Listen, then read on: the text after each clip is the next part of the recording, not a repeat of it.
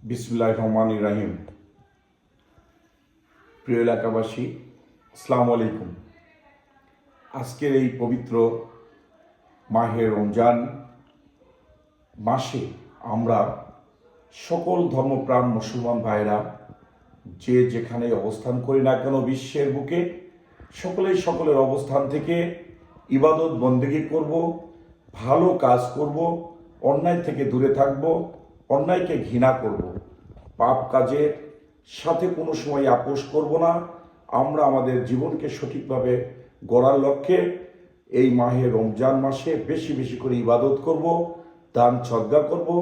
আমরা আমাদের সঠিকভাবে আমাদের যে জাকাতগুলা হবে সেই জাকাতগুলা যেন আমরা গরিব দুঃখী মানুষের মাঝে বিতরণ করতে পারি এবং আমাদের এলাকাবাসী যারা আমাদের পার্শ্ববর্তী আমাদের আপনাদের পাশে থেকে জীবন দশায় যাদের সংসার চলছে না, বেশি বেশি করে প্রতিবেশীদের সহযোগিতায় হাত বাড়িয়ে দেব এবং এই ইবাদত বন্দিগি যেন আমাদের দান সদকাগুলো যেন মহান আল্লাহ রাব্বুল আলামিন কবুল করে নেন এবং এই একটি মাস সিয়াম সাধনার মাস হিসাবে আমরা যেন আল্লাহ রাব্বুল আলামিনের কাছে ক্ষমা প্রার্থনা করছি। আল্লাহ যেন আমাদের জীবনের সমস্ত পাপ এবং খারাপ কাজগুলা থেকে আমাদের বিরত রাখেন।